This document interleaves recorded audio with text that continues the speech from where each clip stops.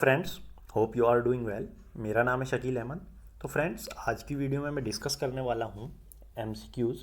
ये जितने भी एमसीक्यू फ्रेंड मैं इस वीडियो में डिस्कस करूँगा वो टोटली मैं उन एमसीक्यूज़ का डिस्कशन करूँगा जो इम्पोर्टेंट टॉपिक हमने अपनी वीडियो सीरीज में कवर किए हैं उन्हीं के बेस जितने भी MCQ previous year question paper हैं जो जीपेट के उनमें आ चुके हैं उन्हीं को हम यहाँ पे बेसिकली डिस्कस करेंगे।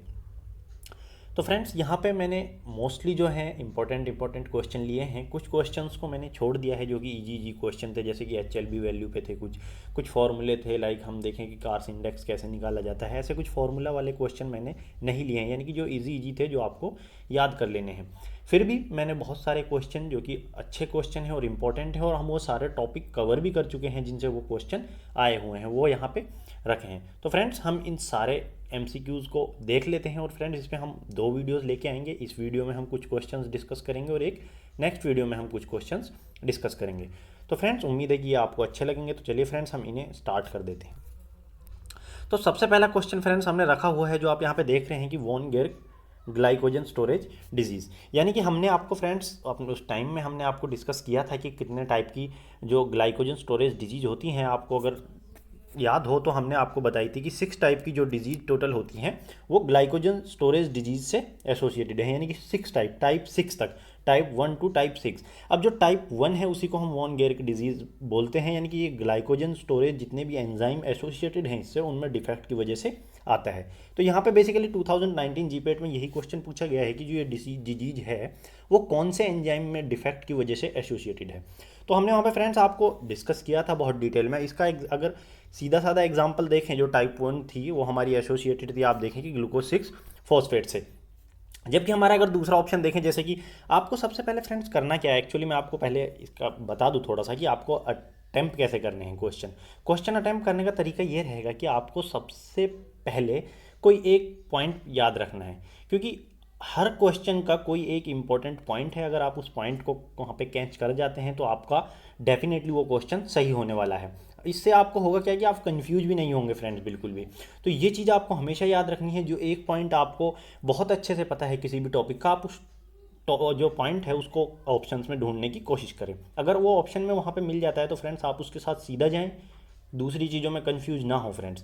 क्योंकि होता क्या है, मोस्टली बहुत सारी चीज़ें सिमिलर दी जाती हैं। हम आगे भी देखेंगे कुछ क्वेश्चंस में कि कैसे अगर आपको एक ही पॉइंट उन चीज़ों से रिलेटेड पता है, उन टॉपिक से रिलेटेड पता है, तो आप उन क्वेश्चन को बहुत ही ईजी वे में कर सकते हैं। इससे आपका ही फायदा होने वाला है फ्रेंड्स, आपका टाइम बहुत ज़्यादा बच जाएगा। आप दूसरे क्वेश्चन जिनमें आप कन्फ्यूज हैं तो उनको ज़्यादा टाइम दे सकते हैं। तो फ्रेंड्स, जैसे कि अगर हम दूसरे एंजाइम यहाँ पे दिए हों उनके बारे में भी थोड़ा बात कर लेते हैं। आप देखें जैसे ग्लाइकोजन फॉस्फोराइलेज है। अगर ग्लाइकोजन फॉस्फोराइलेज का आपको याद हो फ्रेंड, जो टाइप 5 और टाइप 6 जो ग्लाइकोजन स्टोरेज डिजीज थी उनमें हमने देखा था कि वहाँ पे आप देखें दो टाइप का आपको ग्लाइकोजन फॉस्फोराइलेज देखने को मिल रहा था। एक तो था हिपेटिक ग्लाइकोजन फॉस्फोराइलेज, दूसरा था मसल ग्लाइकोजन फॉस्फोराइलेज। अब अगर मसल ग्लाइकोजन फॉस्फोराइलेज में डिफेक्ट हो रहा है तो वहाँ पे आपको मैकर्डल देखने को मिल रहा था, जिसे हम टाइप 5 भी बोलते हैं। और जबकि हम देखें कि अगर हिपेटिक जो था हमारा, वहाँ पे अगर जैसे आपको याद भी इसी तरह रखना है, हिपेटिक एच यानी कि हिपेटिक ग्लाइकोजन फॉस्फोराइलेज और हर्स डिजीज़। ऐसे ही अगर जैसे मैंने बोला कि मसल्स ग्लाइकोजन फॉस्फोराइलेज, ऐसे ही मैकर्डल मतलब एम, यानी कि दोनों में एम आ रहा है और दोनों में एच आ रहा है, तो इसी हिसाब से आपको याद रख लेना है मसल या हिपेटिक। तीसरा अगर हम ये ऑप्शन और देखें तो यहाँ पे आप देखेंगे कि फॉस्फोफ्रुक्टोकाइनेज है, जो कि आपको पता है कि इसका अगर मैं आपको बात करूँ तो टाइप 4 जो ग्लाइकोजन स्टोरेज डिजीज में एंजाइम है उसके डिफेक्ट की वजह से होता है। हमने ये चीज़ पढ़ भी चुके हैं फ्रेंड्स वहाँ पे अच्छे से।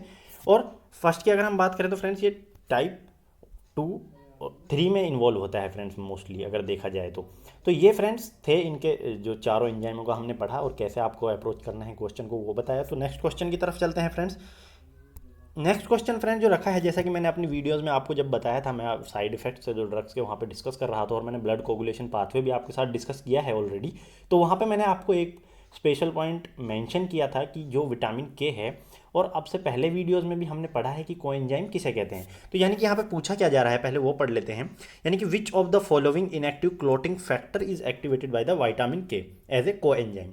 अब इससे पहले हम कोएंजाइम भी समझ चुके हैं कि कोएंजाइम उन सारे मोइटीज़ को बोलते हैं या उन कंपाउंड्स को बोलते हैं, उन मॉलिक्यूल्स को बोलते हैं जो कि एंजाइम की वर्किंग के लिए, एंजाइम की कैटालिसिस के लिए इंपॉर्टेंट है, यानी कि जो एंजाइम को असिस्ट करते हैं बायो ट्रांसफॉर्मेशन में। यानी कि जो रिएक्शन होती है बायो ट्रांसफॉर्मेशन वाली, उसमें असिस्ट करते हैं। तो अब जो हमारे क्लॉटिंग फैक्टर थे, कौन कौन से यहाँ पे पूछा जा रहा है कि विटामिन के एक्ट करता है as a cofactor for which of the following clotting factor. तो यहाँ पे फ्रेंड्स, वहाँ पे मैंने आपको अच्छे से बताया था कि आपको याद रखना है कि 2, 7, 9, 10 नाम के जो क्लॉटिंग फैक्टर हैं उनमें विटामिन के एज वर्क करता है एज ए को फैक्टर या को एंजाइम। तो ये चीज़ आपको अच्छे से याद रख लेनी है फ्रेंड्स। नेक्स्ट क्वेश्चन की अगर हम बात करें फ्रेंड्स, जैसा कि मैंने आपको वहाँ पे बहुत सारी चीज़ें आपसे पहले अगर हम बताएं तो हमने ब्रांडेड नेम डिफरेंट जो हमने डिस्कस किए थे, जैसे कि माइक्रो क्रिस्टलाइन सेलुलोज का भी हमने डिस्कस किया था, शुगर टैप क्या होती है, इसके कंपोजिशन क्या होती है, नू टैप की कंपोजिशन क्या होती है, एमडेक्स की कंपोजिशन क्या होती है, एविसेल की कंपोजिशन क्या होती है, हमने फ्रेंड्स ये सारी चीज़ें अच्छे से आपके साथ डिस्कस की हुई हैं। तो मेरी आपको एक सजेशन फ्रेंड्स ये रहेगी, जिन्होंने भी अभी तक उन वीडियोस को नहीं देखा, डेफिनेटली उन वीडियोस को एक बार अच्छे से वॉच कर लें। जीपेट में अपीयर होने से पहले पहले आप उनको एक बार ज़रूर देख लें फ्रेंड्स। अप्रॉक्स 14 वीडियो हैं, तो आप उनको ज़्यादा से ज़्यादा 3-4 घंटे आपको लगेंगे अगर आप स्पीड इंक्रीज करके भी उनको देखते हैं तो, उनसे आपको ही बहुत ज़्यादा बेनिफिट होने वाला है फ्रेंड। तो उनको ज़रूर देख लें। और देखिए फ्रेंड्स, हम ये जो क्वेश्चन डिस्कस कर रहे हैं ये प्रीवियस ईयर के क्वेश्चन ही हम डिस्कस कर रहे हैं जो ऑलरेडी एग्जाम में आए हुए हैं। और यहाँ पे मैंने फ्रेंड्स सारे क्वेश्चन नहीं लिए, मैं आपको ये बता रहा हूँ अभी भी कि हमने बहुत सारे क्वेश्चन जो डायरेक्ट वैल्यू बेस्ड थे, like HLB value, cars index इतना रहेगा तो फ्लो प्रॉपर्टी कैसी रहेगी, यानी कि कार्स इंडेक्स, और जो हॉजनर्स रेशियो है उसको किससे कैलकुलेट किया जाता है, बल्क डेंसिटी क्या होती है, टैप डेंसिटी क्या होती है, ये क्वेश्चन हमने लिए ही नहीं है फ्रेंड्स, ये आए हुए हैं ऑलरेडी। जबकि हमने यहाँ पे क्वेश्चन लिए हैं जो वो थोड़े इंपॉर्टेंट क्वेश्चन लिए हैं और जो अच्छे क्वेश्चन लिए हैं, ताकि आपको यहाँ पे इनके जो हमने टॉपिक डिस्कस किए हैं उनका इंपॉर्टेंस मैं समझा सकूँ। तो हमने फ्रेंड्स पढ़ चुके थे कि माइक्रो क्रिस्टलाइन सेलुलोज का जो ब्रांडेड नेम है उसकी हम बात करें तो वो एविसेल के नाम से वहाँ पे बिकता है फ्रेंड्स। दूसरों को भी हमने ऑलरेडी डिस्कस किया हुआ है कि इनकी पर्टिकुलर कंसंट्रेशन कितनी है, कितना इनमें डेक्सट्रोज देखने को मिलता है, कितना सुक्रोज देखने को मिलता है, वो सब आप वहाँ पे जाके फ्रेंड देख लें। और फ्रेंड्स, आप हमारा टेलीग्राम में जो ग्रुप है वो भी ज्वाइन कर सकते हैं, वहाँ पे आपको सारे लेक्चर्स की PDF अवेलेबल है। आप चाहें तो उन PDF को भी रिवाइज कर सकते हैं। आप अगर वीडियो नहीं देखना चाहते तो फ्रेंड्स उसमें कोई दिक्कत नहीं है, आप डायरेक्ट क्या करिए कि आप ग्रुप ज्वाइन कीजिए, वहाँ से PDF डाउनलोड कीजिए, उन PDF को भी आप रिवाइज कर लीजिए, वो भी आपके लिए अच्छा रहेगा। लेकिन फ्रेंड्स, मेरी आपको ये एडवाइस रहेगी कि आप इनको डेफिनेटली रिवाइज कर लें जीपेट में अपीयर होने से पहले पहले। तो फ्रेंड्स, नेक्स्ट क्वेश्चन की तरफ चलते हैं। नेक्स्ट क्वेश्चन हमने जो रखा हुआ है, आपको मैंने अब से पहले ये देखें 2019 का क्वेश्चन पेपर है, क्वेश्चन है, और इसमें हमने जैसा कि आपके साथ डिस्कस किया था जब हम पेनिसिलिन के स्ट्रक्चर, एक्टिविटी, रिलेशनशिप और स्टीरियोकेमिस्ट्री आपके साथ डिस्कस कर रहे थे, तो मैंने आपको वहाँ पे बताया था जो हम लेड कंपाउंड यूज करते हैं, यानी कि जितनी भी सेमी सिंथेटिक और सिंथेटिक डेरिवेटिव हम बनाते हैं पेनिसिलिन के, उनके लिए हम जो लेड यूज करते हैं वो 6 अमीनो पेनिसिलिनिक एसिड होता है फ्रेंड्स। तो हम क्या करते हैं, जो आपने देखा होगा स्ट्रक्चर में जो असाइल मोइटी होती है उसमें जो आर चेन होती है फ्रेंड्स, हम उसी को चेंज करते हैं। अब यहाँ पे क्वेश्चन यही पूछा जा रहा है कि हमें एक सिंथेटिक डेरिवेटिव बना रहे हैं पेनिसिलिन का, और असाइलेशन यानी कि जो असाइल मोइटी थी 6-APA पे, उसको मॉडिफाई कर रहे हैं कौन सी रिंग के द्वारा, यानी कि पी हाइड्रोक्सी फिनाइल ग्लाइसिन। तो इन्होंने रिंग का आपको एग्जांपल दे दिया है, वहाँ पे हमने 2-3 एग्जांपल आपके साथ डिस्कस किए थे, उनमें भी आप वहाँ पे देख लें फ्रेंड्स उनको भी, क्योंकि वो भी आपसे पूछे जा सकते हैं। तो इस रिंग को आपको अच्छे से याद रखना है कि पी हाइड्रोक्सी फिनाइल ग्लाइसिन अगर आर चेन पे वहाँ पे अटैच होती है तो वो एमोक्सिसिलिन उसका एग्जाम्पल है फ्रेंड्स। आपको इनके एग्जाम्पल भी, आप वीडियो को एक बार देख लें, उन नोट्स को पढ़ लें, इनके एग्जाम्पल भी आपको मिल जाएंगे कि उनकी यहाँ से उनको कौन सी मोइटी अटैच है इनके साथ। नेक्स्ट क्वेश्चन की तरफ चलते हैं फ्रेंड्स। नेक्स्ट क्वेश्चन जो हमने यहाँ पे रखा हुआ है, आप देखें कि which of the following viscometer can be use as a characterising non Newtonian system. अब फ्रेंड्स, हमने विस्कोमीटर सारे डिस्कस किए हैं ऑलरेडी कि कौन सा न्यूटोनियन के लिए यूज होता है, कौन सा नॉन न्यूटोनियन के लिए यूज होता है। हमने न्यूटोनियन क्या होता है, नॉन न्यूटोनियन क्या होता है, नॉन न्यूटोनियन के अंदर कौन कौन से सिस्टम आते हैं, वो सारे फ्रेंड्स आपके साथ अच्छे से डिस्कस किए हैं और आपको समझाए भी हैं। तो हमने जब विस्कोमीटर डिस्कस किए थे तो फ्रेंड्स आपने अगर देखा होगा जो हमने न्यूटोनियन के लिए रखे थे विस्कोमीटर, उनमें हमने falling sphere and viscometer, rising sphere viscometer, capillary viscometer हमने रखा था। और तीसरा जो आप ये डी देख रहे हैं फ्रेंड्स, हॉपलर विस्कोमीटर, ये एक वेरिएंट है फ्रेंड्स फॉलिंग स्फीयर विस्कोमीटर का ही।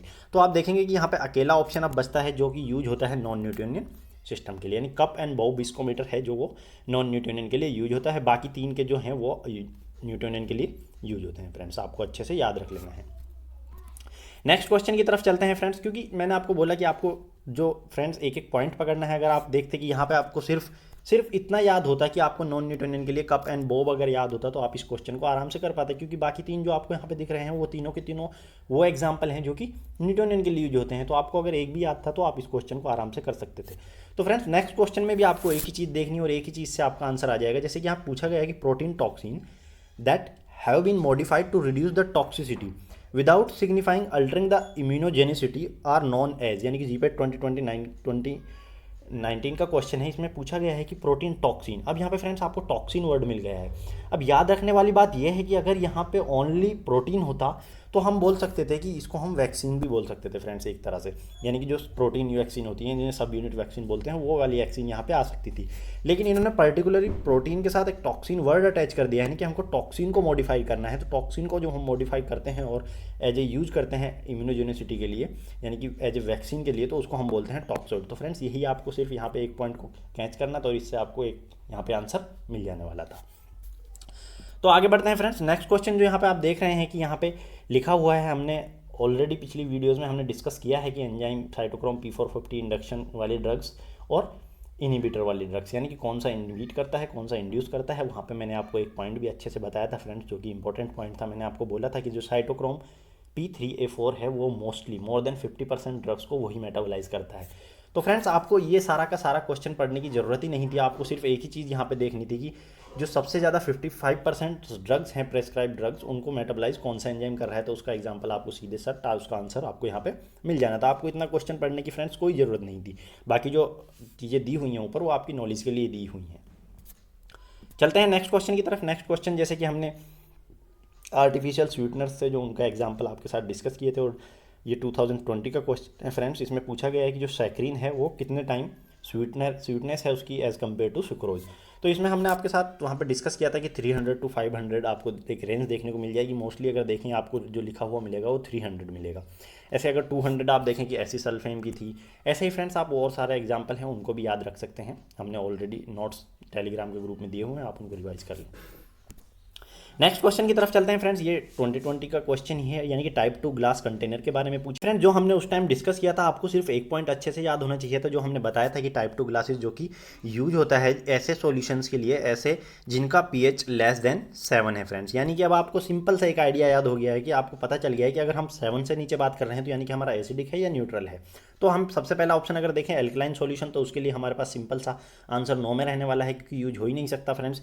इनर्ट गैसेज और जो सोज हाई हाइड्रोलिटिक रेजिस्टेंस है उनके लिए मोस्टली टाइप 3 यूज होता है, जिसको सोडा लाइम बोलते हैं फ्रेंड्स। अगर हम बात करें most acidic and neutral aqueous, तो हमारा आंसर फ्रेंड्स यही आपको यहाँ पे देखने को हो जाएगा, क्योंकि फ्रेंड्स हम पढ़ चुके हैं कि pH 7 से कम या न्यूट्रल pH।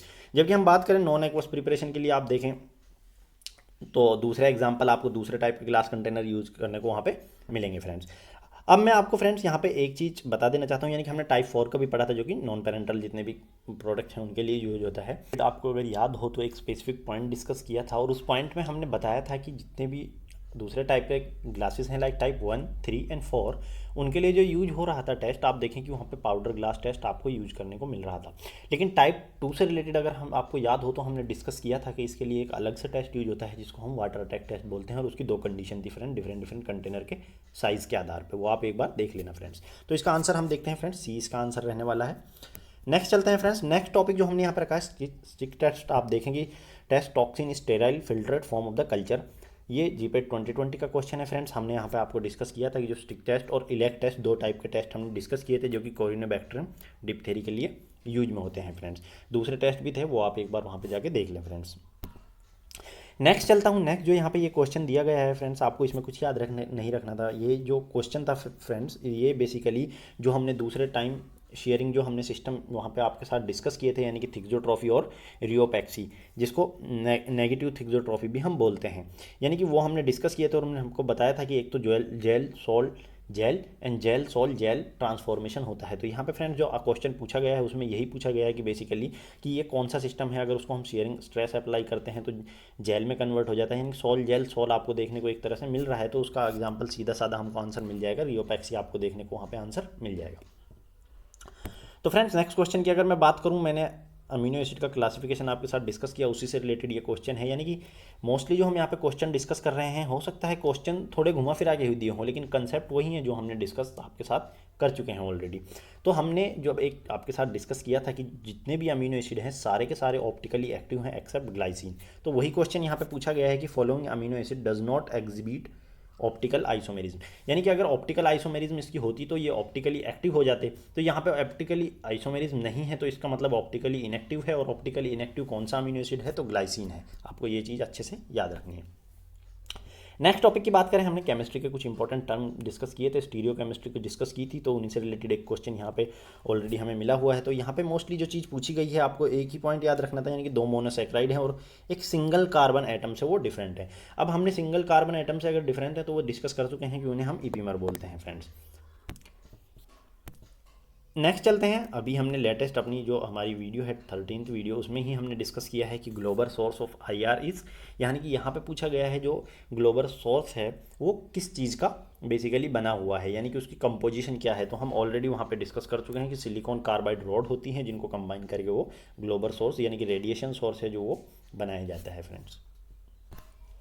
नेक्स्ट क्वेश्चन की देखें कि ड्रग एंड कॉस्मेटिक एक्ट है जो 1940, उसके अनुसार उसके अकॉर्डिंग आप देखें कि यहाँ पे बोला गया है कि drug is not labelled in A prescribed manner. तो अब ये कौन सी कैटेगरी की ड्रग होगी, ये डेफिनेशन हमने आपके साथ डिस्कस की थी और आपको इनके जो यूनिक पॉइंट थे वो बताया था। यानी कि हमने आपके साथ डिस्कस किया था कि हम अगर ड्रग एक प्रेस्क्राइब मैनर में लेबल नहीं है तो उसको हम मिसब्रांडेड ड्रग कहेंगे। अगर ड्रग किसी भी फिल्थी पूरा पार्ट या किसी भी जो कंटामिनेटेड सब्सटेंस है उसके साथ उसको मिक्स किया जाता है तो उसको हम एडल्ट्रेटेड बोलेंगे। या हम स्पूरियस की बात करें तो स्पूरियस में हमने आपको डिस्कस किया था कि यानी कंप्लीट ड्रग को किसी दूसरे ड्रग के साथ मिक्स कर देना। तो अभी चलते हैं फ्रेंड्स अपने नेक्स्ट क्वेश्चन की तरफ, और नेक्स्ट क्वेश्चन जो हमने यहाँ पे है फ्रेंड्स वो क्लिनिकल ट्रायल से रिलेटेड है। हमने सारे फेज़ को क्लिनिकल ट्रायल को डिस्कस किया आपके साथ, और इसमें हमसे पूछा गया है कि हमें ये करैक्टर दे दिए गए हैं, एक फीचर दे दिए गए हैं क्लिनिकल ट्रायल के फेज़ के, तो हमें इनको पढ़कर ये बताना है कि ये कौन से फेज़ के एक सारे करैक्टरिस्टिक हैं। यानी कि हम सबसे पहला पढ़ेंगे trial is conducted on about 3000 patient. तो सबसे पहला पॉइंट हमने आपको ऑलरेडी डिस्कस किया था कि अप टू थाउजेंड्स में हम जो पेशेंट लेते हैं, यानी कि हमने वहाँ पे आपको बताया था कि 5000 अप्रोक्स पेशेंट लेने हैं जो वो फेज़ 3 का आपको देखने को मिलेगा।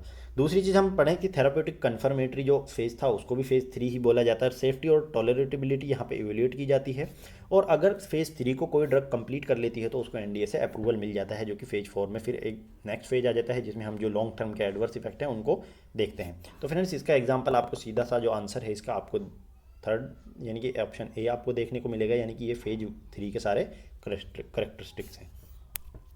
तो फ्रेंड्स ये थे आज के कुछ इंपॉर्टेंट एमसीक्यूज़।